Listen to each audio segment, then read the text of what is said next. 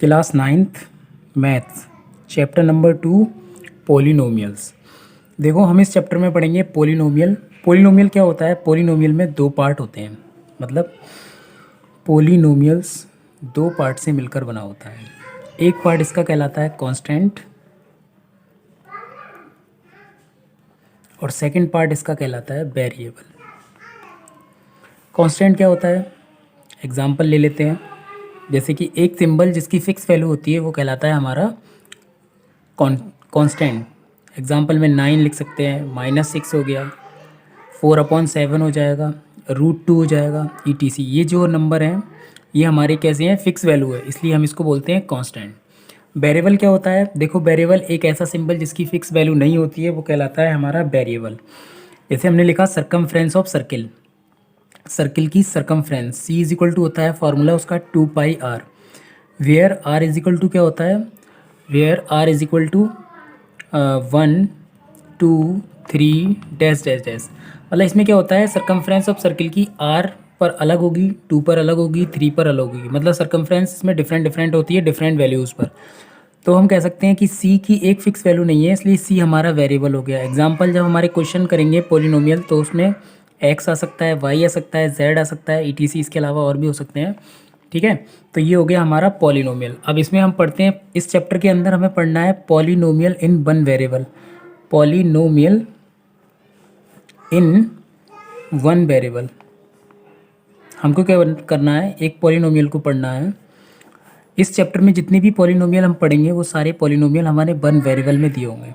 One variable का मतलब हो गया, जैसे कि एक एग्जांपल लिख लेता हूँ मैं, 4x² + 3x + 7। तो इसमें जो हमारा वेरिएबल है वो x है। तो ये जो पॉलिनोमियल है हमारा वन वेरिएबल में दिया है, तो ये हमारा कहलाएगा पॉलिनोमियल इन वन वेरिएबल। इसके बाद इसमें आता है डिग्री ऑफ पॉलिनोमियल। हमसे पूछी जाती है पॉलिनोमियल की degree, degree of polynomial. Polynomial की डिग्री क्या होती है? देखो वेरिएबल की, अगर किसी पॉलिनोमियल में जो सबसे वेरिएबल की हाईएस्ट पावर होती है वही हमारी डिग्री ऑफ पॉलिनोमियल कहलाती है। मान लो हमने एक क्वेश्चन लिखा x + 4। इसमें क्या है कि हमारा जो x वेरिएबल है, 4 हमारा कांस्टेंट है, तो हम कह सकते हैं कि x की डिग्री यहाँ पर, x की जो पावर है वो यहाँ पर 1 है। तो इस पॉलिनोमियल की जो डिग्री होगी वो डिग्री हमारी कहलाएगी, डिग्री हो जाएगी हमारी 1। डिग्री = 1 हो गया। ठीक है, और जिस पॉलिनोमियल की डिग्री हमारी 1 होती है वह हमारा कहलाता है लीनियर पॉलिनोमियल। उसको हम बोलते हैं लीनियर पॉलिनोमियल। ठीक है, सेकंड दूसरा एग्जांपल इसका दूसरा ले लेते हैं, x² + 4x + 5। एक एग्जांपल ले लिया, ये हमारा एक पॉलिनोमियल है जिसमें वेरिएबल हमारा x है और x की पावर इसमें 2 है। हाईएस्ट पावर जो है वेरिएबल की वो 2 है, इसलिए इस पॉलिनोमियल की जो डिग्री हो जाएगी तो डिग्री = 2 हो जाएगी। और जिस पॉलिनोमियल की डिग्री हमारी 2 होती है वह कहलाता है क्वाड्रेटिक पॉलिनोमियल। उसको हम बोलते हैं क्वाड्रेटिक पॉलिनोमियल। ठीक है, नेक्स्ट आगे चलते हैं। इसका तीसरा एग्जाम्पल ले लेते हैं, ax³ + bx² + c। मान लो हमारा ये पॉलिनोमियल हो गया, इसमें जो वेरिएबल है a b c जो है हमारे वो इसमें कांस्टेंट हो गए, x जो हो गया हमारा वेरिएबल हो गया। तो x की हाईएस्ट पावर यहाँ 3 दे रखी है, तो इस पॉलिनोमियल की जो डिग्री होगी उसको हम बोल सकते हैं कि डिग्री होगी यहाँ पर 3। और जिस पॉलिनोमियल की डिग्री हमारी 3 होती है वह कहलाता है हमारा क्यूबिक पॉलिनोमियल। तो इसको हम बोलेंगे क्यूबिक पॉलिनोमियल। ठीक है, उसके बाद आगे चलते हैं। अब आता है इसमें terms of polynomial. Terms of polynomial, polynomial में टर्म्स होती हैं, टर्म्स ऑफ पॉलिनोमियल। इसमें एग्जांपल में जैसे मान लो हमने लिखा 4x, इसमें एक टर्म्स हो गई हमारी 4 और x, तो ये हमारा वन टर्म हो गया, इसलिए हम इसे बोल सकते हैं मोनोमियल पॉलिनोमियल। Monomial polynomial. इसका सेकंड होता है हमारा x + 4, x + 4। तो इसमें देखो एक हमारा x टर्म हो गई, एक हमारी 4 हो गई, ये हमारी 2 टर्म्स में पॉलिनोमियल हो गया, 2 टर्म्स, इसलिए हम इसको बोलेंगे बाइनोमियल पॉलिनोमियल। Binomial polynomial. ठीक है, इसका थर्ड पार्ट मान लो एक हमने लिखा एग्जांपल x² + 3x + 7। ये हमारा कोई एग्जांपल हो गया।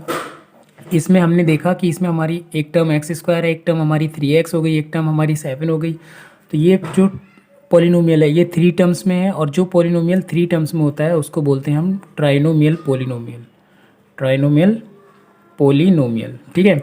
उसके बाद क्वेश्चन में क्या होता है, क्वेश्चन में हमको पॉलिनोमियल को आइडेंटिफाई करना पड़ता है।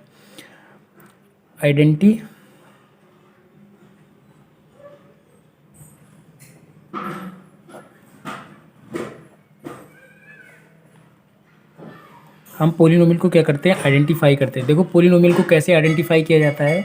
आइडेंटिफाई करने के लिए आपको हमको चेक करना होता है कि ये पॉलिनोमियल है नहीं है, तो उसके लिए हमारे पास एक फार्मूला है, उस फार्मूला को आपको याद रखना पड़ेगा।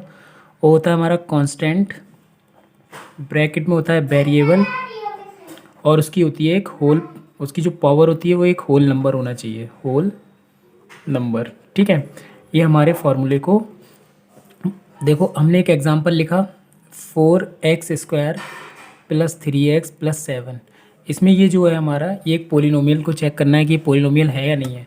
तो इसके लिए हम देखते हैं यहाँ पर हमारा 4 कांस्टेंट हो गया, x हमारा वेरिएबल हो गया, 2 होल नंबर हो गया। होल नंबर क्या होता है, जो 0 से स्टार्ट हो, 0 1 2 3 4 5 6 7, ये etc आगे तक जा सकते हैं, इनको हम बोलते हैं होल नंबर। ठीक है। इसका सेकंड आता है 3, हमारा कांस्टेंट हो गया, x हमारा वेरिएबल हो गया, इसकी पावर 1 होगी, तो ये हमारे होल नंबर हो गया। तो ये भी हमारा सेटिस्फाई करती है, ये दोनों टर्म हमारा सेटिस्फाई करती हैं इस फॉर्मूले को। इसकी थर्ड टर्म देखिए 7, 7 क्या है, देखो इसमें 7 एक कांस्टेंट है, इसमें वेरिएबल नहीं दिया है, बट इसमें देखो वेरिएबल हम लिख सकते हैं x⁻0, क्योंकि 7 की इंटू में 0 1 होगा, 7 की इंटू में होगा 1, और 1 अगर किसी वेरिएबल की पावर या किसी भी कांस्टेंट की पावर 0 हो जाती है तो उसकी वैल्यू हो जाती है 1। तो यहाँ पर हम 1 को x⁻0 में नोट कर सकते हैं। तो हम लिख सकते हैं ये 7 हमारा कांस्टेंट हो गया, वेरिएबल x हो गया, और होल नंबर हो गई हमारी 0। तो हम कह सकते हैं ये 4x² + 3x + 7 जो दिया है वो हमारा एक होल नंबर हो गया। ठीक है। उसके बाद देखो इसमें आइडेंटिफाई करने के सिर्फ 2 पॉइंट्स आपको याद रखने पड़ेंगे। इसका पहला पॉइंट्स क्या होता है कि अगर x² + 1/x, जैसे कि किसी भी एल्जेब्रिक एक्सप्रेशन में अपॉन में कोई भी वेरिएबल दिया है तो वो हमारा पॉलिनोमियल नहीं होता है। क्यों, मान लो जैसे हमारी ये 1/x सेकंड टर्म दे रखी है, अगर मैं x को ऊपर ले जाता हूँ तो x की पावर मेरी -1 हो जाएगी। -1 एक होल नंबर नहीं है, इसलिए हमारा पॉलिनोमियल नहीं होगा। तो आप याद रखें कि कोई भी वेरिएबल अगर अपॉन में दिया होगा किसी भी नंबर के, तो हम कह सकते हैं कि वो हमारा पॉलिनोमियल नहीं होगा। दूसरा क्या होता है इसमें, इसका सेकेंड पार्ट हम कह सकते हैं कि अगर x² + √x, जैसे कोई भी पॉलिनोमियल हमें क्या दिया होगा, रूट के अंदर दे रखा हो, तो वह भी हमारा पॉलिनोमियल नहीं होता है, क्योंकि इसकी सेकंड फॉर्म रूट के सेकंड टर्म जो है वो रूट के अंदर दे रखी है। अगर रूट को हम पावर में बदलते हैं तो हाफ लिख सकते हैं 1/2, और 1/2 पावर हमारी एक होल नंबर नहीं है, इसलिए हम कह सकते हैं कि ये भी हमारा पॉलिनोमियल नहीं होगा। तो आपको बस इतने से पॉइंट याद रखने हैं। ये आई एक्सरसाइज 2.1 चैप्टर नंबर 2 की पहली एक्सरसाइज में फर्स्ट क्वेश्चन है, which of the following expressions are polynomials in one variable and which are not, state reason for your answer. हमको क्या करना है, हमको क्वेश्चन के अंदर 5 पार्ट दे रखे हैं। ठीक है, हमें चेक करना है कि ये पॉलिनोमियल वन वेरिएबल में है या नहीं है, अपने आंसर का रीज़न भी देना है। देखो इसका फर्स्ट पार्ट दे रखा है 4x² - 3x और प्लस का 7। हम चेक करना है कि ये हमारा पॉलिनोमियल वन वेरिएबल में है या नहीं है। तो हमने एक फॉर्मूला पढ़ा था, कांस्टेंट इन वेरिएबल की पावर जो होती है होल नंबर। तो देखो इस क्वेश्चन को जब चेक करते हैं तो इसमें हम देखते हैं कि यहाँ पर 4 हमारा कांस्टेंट टर्म है, यहाँ x² दिया है और यहाँ x की पावर दे रखी है होल नंबर। इसी तरीके से -3 जो सेकंड टर्म दे रखी है उसमें -3 हमारा कांस्टेंट होगा, x की पावर हो गई 1 जो होल नंबर है। इसी तरीके से 7 या x की पावर 0 होगी, इसलिए हम लिख सकते हैं कि ये हमारा पॉलिनोमियल है। मैंने आपको 2 पार्ट बताए थे कि कोई भी नंबर अगर अपॉन में दिया होगा तो वह हमारा पॉलिनोमियल नहीं होता है। कोई स्क्वायर रूट के अंदर दिया होता है वेरिएबल तब भी वह हमारा नहीं होता है। अब देखो सेकंड वाला क्वेश्चन चेक करते हैं, y² + √2। इसमें हमने देखा कि स्क्वायर रूट आया है बट इसके अंदर कोई वेरिएबल नहीं है, इसके अंदर जो नंबर है वो हमारा एक कांस्टेंट है, इसलिए हम कह सकते हैं कि ये हमारा पॉलिनोमियल है। क्योंकि कांस्टेंट से फ़र्क नहीं पड़ता है, होता क्या है कि रूट के अंदर वेरिएबल नहीं होना चाहिए, तो ये हमारा पॉलिनोमियल हो जाएगा। थर्ड पार्ट जो है वो 3√t + t√2 दे रखा है। देखो यहाँ पर हम देखते हैं कि यहाँ पर हमने रूट के अंदर एक वेरिएबल देखा है जो कितना दे रखा है, t दिया हुआ है। ठीक है, तो क्वेश्चन में t की जो पावर है वो दे रखी है हाफ। ठीक है, क्वेश्चन में हम तो t की पावर हाफ हो जाएगी, इसलिए हम कह सकते हैं कि ये हमारा एक होल नंबर नहीं है हाफ, तो हम कह सकते हैं कि ये जो दिया है ये हमारा पॉलिनोमियल नहीं होगा। इसका थर्ड, इसमें देखो बाई जो दिया है वो अपॉन में दे रखा है, और अपॉन में अगर हम बाई को ऊपर ले जाते हैं तो इसकी पावर -1 हो जाएगी। -1 हमारा होल नंबर नहीं है, इसलिए हम कह सकते हैं कि ये हमारा पोलिनोमियल नहीं होगा, तो ये भी हमारा पोलिनोमियल नहीं है। आगे दिया है x की पावर 10 प्लस बाई की पावर 3 प्लस 10 की पावर 50 t की पावर 50। तो इसमें आप देखते हैं कि x की पावर 10 दिया है, बाई की पावर 3 और t की पावर 50। ये हमारा पोलिनोमियल तो है, बट इसमें आप क्या देखते हैं कि इसमें एक वेरिएबल x है, एक वेरिएबल y है और एक वेरिएबल हो गया हमारा t। तो ये पोलिनोमियल है, लेकिन ये पोलिनोमियल हमारा 1 वेरिएबल में नहीं है, इसलिए हम कह सकते हैं कि ये पोलिनोमियल हमारा क्वेश्चन के हिसाब से नहीं होगा, क्योंकि इसमें 3 वेरिएबल दे रखे हैं। ठीक है, इसके बाद देखते हैं क्वेश्चन नंबर 2। क्वेश्चन नंबर है right the coefficient of x square in each of the following. हमें क्या करना है कि इस पार्ट के सभी में एक्स स्क्वायर का कोफिशिएंट बताना है। देखो कोफिशिएंट क्या होता है, जैसे कि एक नंबर लिखते हैं हम ax² प्लस bx प्लस सी।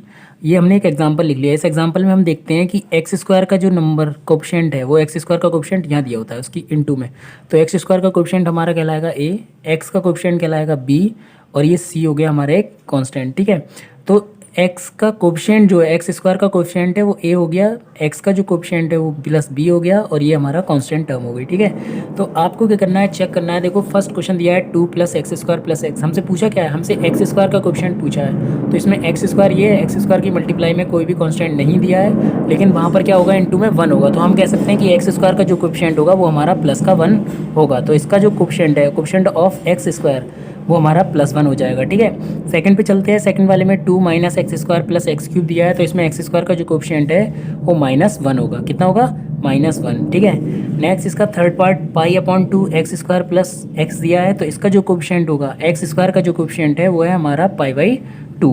ठीक है, थर्ड वाले में चलते हैं। इसका लास्ट पार्ट फोर्थ वाला √2x - 1 दिया। देखो इसमें हमको एक्स स्क्वायर का कोफिशिएंट पूछा था हमसे, बट इस क्वेश्चन में क्या है कि एक्स स्क्वायर दिया ही नहीं है, तो एक्स स्क्वायर नहीं दिया होने का मतलब इसमें एक्स स्क्वायर का जो कोफिशिएंट है वो हमारा हो गया 0। ठीक है, 0।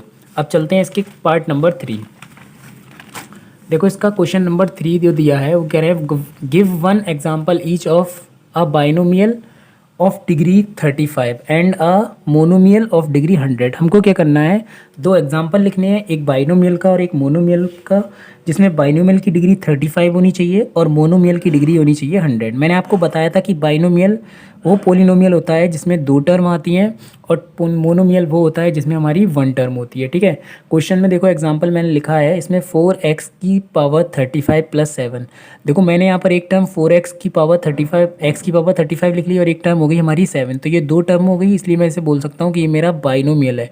ठीक है, बाइनोमियल पोलिनोमियल है जिसकी पावर 35 हो गई, तो ये एग्जाम्पल हो गया। आप इनकी जगह पर कोई और नंबर लिख सकते हैं। ठीक है, सेकंड इसका देखो मोनोमियल का एक एग्जांपल लिखना है। मोनोमियल में 1 टर्म होती है, तो हमने एक 1/3 में लिखा 3x की पावर 100, तो ये हमारा मोनोमियल में हो गया एक, जिसकी 1 टर्म है पोलिनोमियल की, और डिग्री हो गई इसकी 100। ठीक है, तो आप इसकी जगह को कोई और भी एग्जांपल लिख सकते हैं। देखो क्वेश्चन नंबर 4 आता है इस चैप्टर का, right the degree of each of the following polynomials. हमको क्या करना है, इनके इस पार्ट में हर पार्ट की डिग्री बताना। मैंने आपको अभी समझाया था डिग्री क्या होती है, किसी पोलिनोमियल की जो हाईएस्ट पावर होती है वही हमारी डिग्री कहलाती है। तो इसमें x की हाईएस्ट पावर 3 है, तो डिग्री ऑफ पोलिनोमियल 3 कहलाएगी। इसमें वेरिएबल की पावर 2 है, तो डिग्री ऑफ पोलिनोमियल 2 हो गई।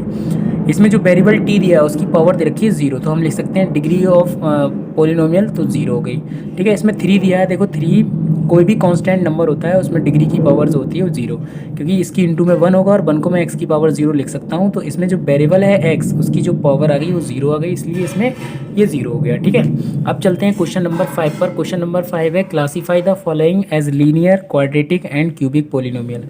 हमको क्लासीफाई करना है कि ये क्वेश्चन में लीनियर पोलिनोमियल कौन से हैं, क्यूबिक कौन से हैं, और हमारा क्वाड्रेटिक पोलिनोमियल कौन सा है। देखो वो हम डिग्री से फाइंड आउट करते हैं। अगर किसी की डिग्री 1 होती है, जिस पोलिनोमियल की डिग्री 1 होती है वो हमारी लीनियर पोलिनोमियल कहलाता है, जिसकी डिग्री 2 होती है वो क्वाड्रेटिक पोलिनोमियल कहलाता है, और जिसकी डिग्री 3 होती है वो कहलाता है हमारा क्यूबिक पोलिनोमियल।